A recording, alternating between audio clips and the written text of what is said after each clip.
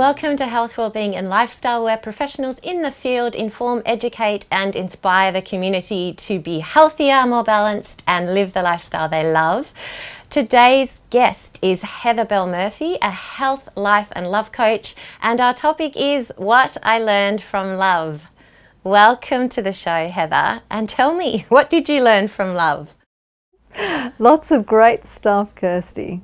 I've been in loving relationships for a long time now, including some pretty significant ones. My biggest skill that I've learned, that I think I can say that I've learned, over my past sort of 35 years of actual adulthood, is emotional balance. What I see with clients, and I've actually come from an experience of being somebody who was highly oversensitive at one stage, suffered with, anxiety, depression, those sorts of things. And being emotionally balanced no longer means that I'm on that seesaw emotional roller coaster of being, when I'm up, and everything's great. When I'm down. And when I'm down, I would need to do something to get up, to escape that uncomfortable, bumpy feeling. So, for women, that commonly looks like doing things like eating the wrong things, overconsumption of food, having unhealthy relationships with things like TV or alcohol, or even just developing unhealthy relationships with things like, with I shouldn't say things, but, with, say, their children, for example, where they're just overly living out a life through someone else. So that sense of being in our beingness and being in balance is a really important thing. The other really important thing is whether we're in a relationship, intimate other, with the person of the opposite sex, or even an intimate relationship with same sex, and even if that is with a sister or another relative, say, for example, someone is most likely to carry the masculine energy in the relationship, and someone is most likely to carry the feminine energy in the relationship. Now, the issue with that is that, especially if it comes to being in a relationship with your significant other, men are going to feel much more comfortable expressing their feelings, or another great expression for it is crashing the boat of their heart on your island and wanting to stay with you if you're really emotionally comfortable. Particularly if you're emotionally comfortable, during bumpy, potentially volatile times. So that's a really important thing. Could you please explain a little more about masculine and feminine energy for us? I'd love to, especially as we know that there's a lot of gender and role confusion going on in society at the moment.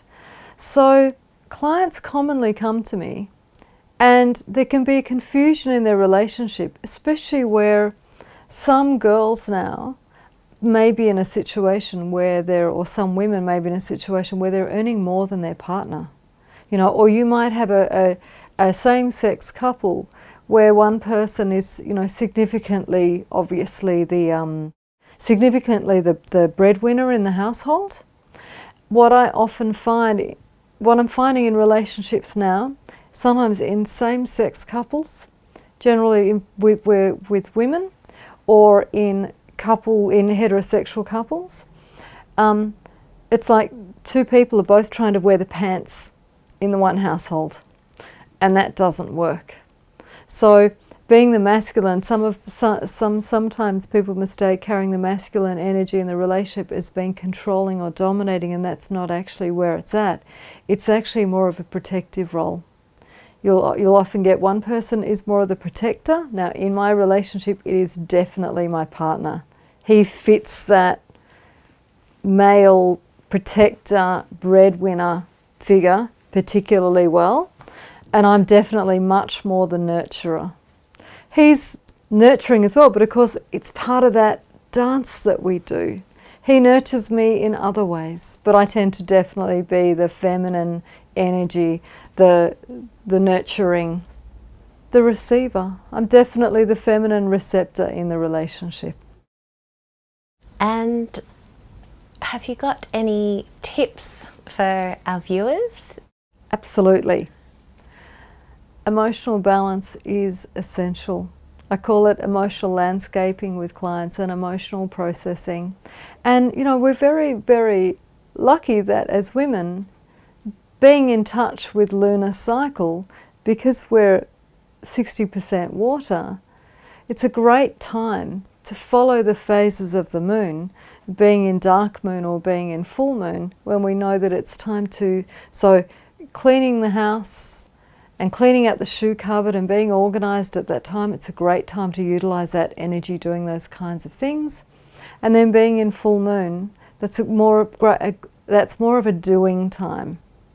So that's the time when you can, you know, a great time to be more into exercising or to be into making changes and fulfilling change, whether that is changing your direction in your career and having a plan around that, or changing, you know, your eating regimen, for example, upscaling it or whatever, you know, or you know, you might change your physical regimen.